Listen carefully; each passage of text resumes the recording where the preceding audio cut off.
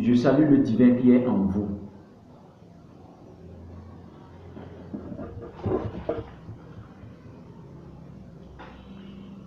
Aujourd'hui, je vais vous parler du pouvoir spirituel de l'Afrique. Le pouvoir spirituel de l'Afrique. D'abord, sachez que au début, au commencement, le macrocosme,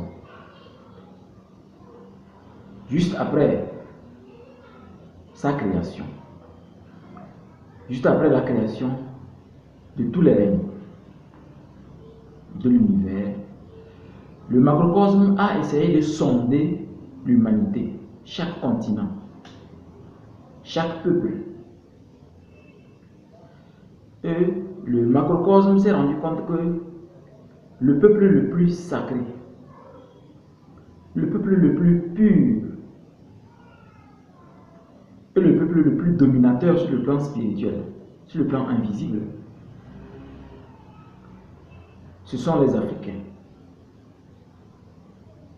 Ce sont les Africains.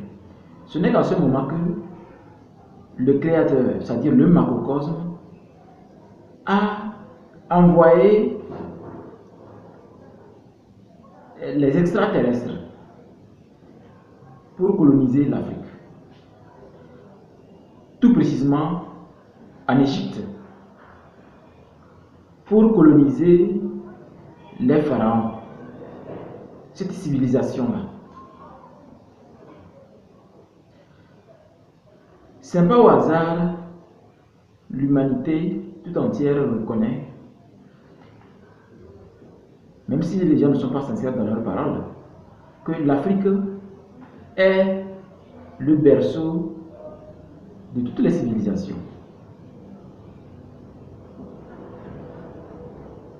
Donc le macrocosme a choisi, après toutes les observations, que c'est l'Afrique qui mérite le berceau de toutes les civilisations, de toutes les technologies, de la culture, de l'architecture, de la science, des créations. Parce que quand les extraterrestres, puisque eux ils étaient déjà très avancés dans le cosmos, donc le macrocosme devait, je souligne ici que le macrocosme est appelé dans les religions et par l'humanité tout entière actuellement Dieu. Donc le macrocosme s'est rendu compte que les extraterrestres extrêmement doués pouvaient venir et coloniser l'Afrique, rendre l'Afrique capable de diriger l'humanité tout entière. C'est ce qui était passé, c'était la vision du macrocosme. Donc quand le macrocosme a envoyé les extraterrestres, ils sont venus coloniser l'Égypte. Ils ont fait beaucoup de choses, ils ont permis aux Égyptiens d'avoir beaucoup de découvertes. Ils ont permis aux Égyptiens d'avoir une vision sur du long terme pour l'humanité tout entière. Et comme vous le savez, comme toute colonisation, c'est pour que ceux qui ont été colonisés puissent copier, s'adapter et faire mieux que les colonisateurs. C'est-à-dire ceux qui sont venus coloniser. C'était le but de la colonisation. Donc c'est quand la pyramide de Gizeh a été construite pour abriter la dépouille du pharaon Khéops que cette merveille a attiré les Occidentaux vers l'Afrique, vers l'Égypte. Parce qu'il y avait des parapsychologues capables de voyager astralement et découvrir ce qui s'y passait en Égypte. Et parmi ces personnes, il y a même ces parapsychologues, ces personnes extra du Sud. Il y a l'un d'entre eux est toujours en vie. Il s'agit Joseph McMonigal. Vous voyez, Joseph McMonigal aussi, c'est un parapsychologue qui est capable de voyager, hein, que ce soit astralement ou dans un état modifié de conscience. Joseph McMonigal a cette capacité de le faire. C'est quand ces colonisateurs, plutôt, c'est quand ces explorateurs, ayant découvert ce qui s'est passé en Égypte, qu'ils sont venus maintenant, ils ont commencé ce que vous appelez aujourd'hui l'archéologie.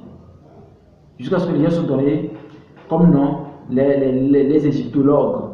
Et c'est justement ces égyptologues qui ont modifié les fondamentaux de l'Égypte, qui ont pillé les vrais secrets, les vrais papyrus. Et c'est l'autre, l'américain, le parapsychologue américain, Edgar Cayce, de 1930. C'est lui qui a conduit la toute première exploration, la toute première découverte en Égypte. Pour mieux le découvrir, je vous invite à découvrir Edgar Cayce dans nos papyrus, dans nos initiations. Il y a beaucoup de choses sur ce monsieur, vraiment. Vous découvrirez que le vrai monde, c'est le monde invisible.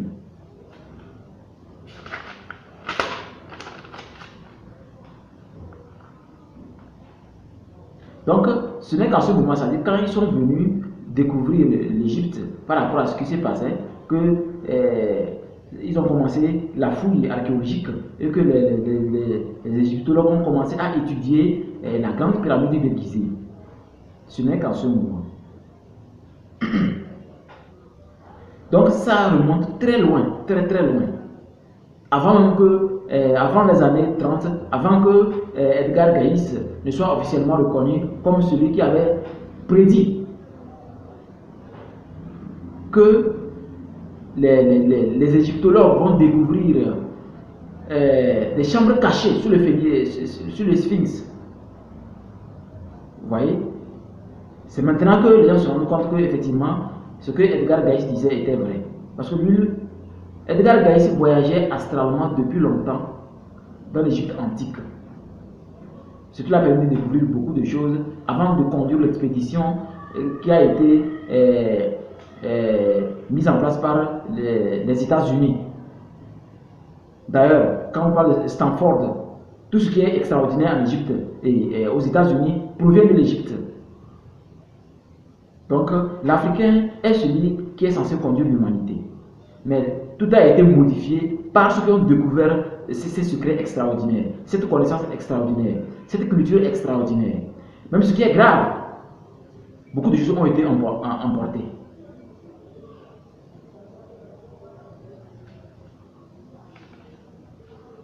Donc vous devez remarquer que chaque archéologue qui met pied en Égypte est extraordinairement ému.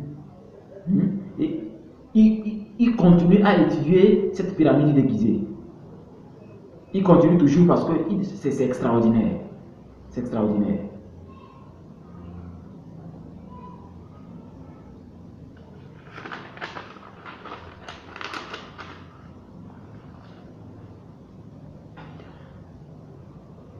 Aujourd'hui, ce qui m'inspire à communiquer avec l'humanité tout entière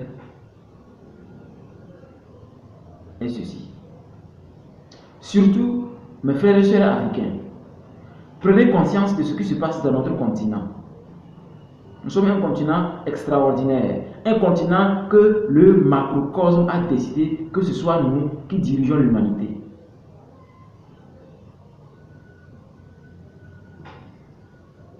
Le pouvoir de l'Afrique, dans le concert des nations, se trouve d'abord dans sa spiritualité. Alors que les fondamentaux de la spiritualité se cachent dans notre culture africaine. Pourtant, notre héritage, c'est notre culture. Donc, le seul héritage que nous avons pour pouvoir retrouver les idées archétypales, ce sont les secrets de l'initiation de l'Égypte antique. Il est impossible qu'on soit vraiment une personne de valeur, incorruptible, remplie de potentialités extraordinaires, si nous n'utilisons pas les secrets des papyrus. Ces secrets que les tout premiers égyptologues ont cru faire disparaître. Aujourd'hui, grâce à Edgar Cayce, l'initiation existe. Donc, il est important que l'Africain et l'humanité tout entière acceptent de découvrir ce que Edgar Cayce a préservé pour nous. Parce que tout n'a pas été volé. Edgar Cayce avait cette capacité d'aller avant même qu'il y ait la toute première expédition vers l'Égypte antique. Vous devez savoir que soit je vous apprends, soit je ne vous apprends pas. Communiquer à distance avec les ondes électromagnétiques a été essayé pour la première fois en Égypte.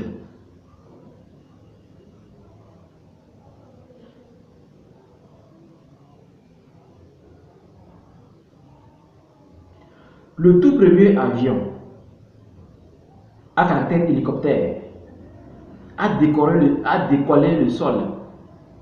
La toute première fois, c'était en Égypte antique.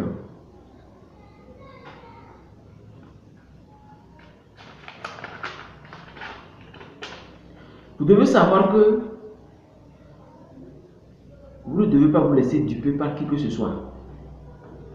Tout ce que je vous dis, vous n'êtes pas obligé de l'accepter.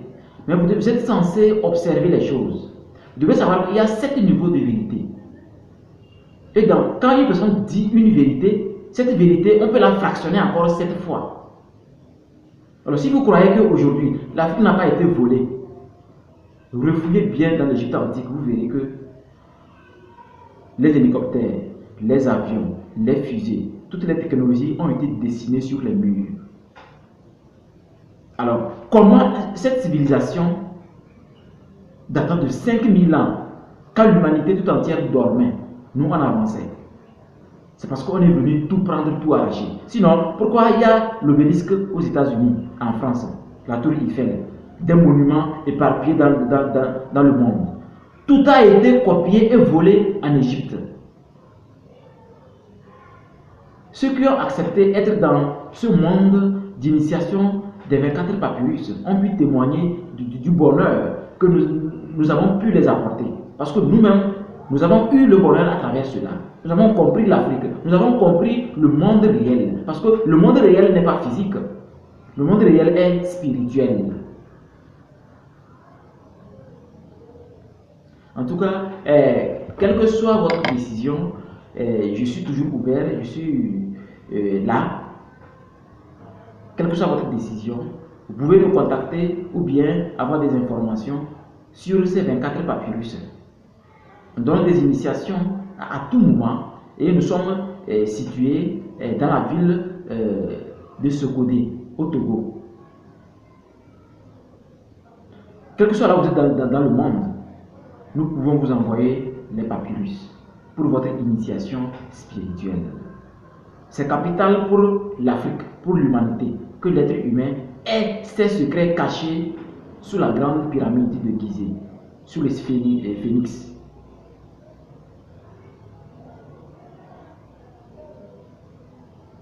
Que les bénédictions soient.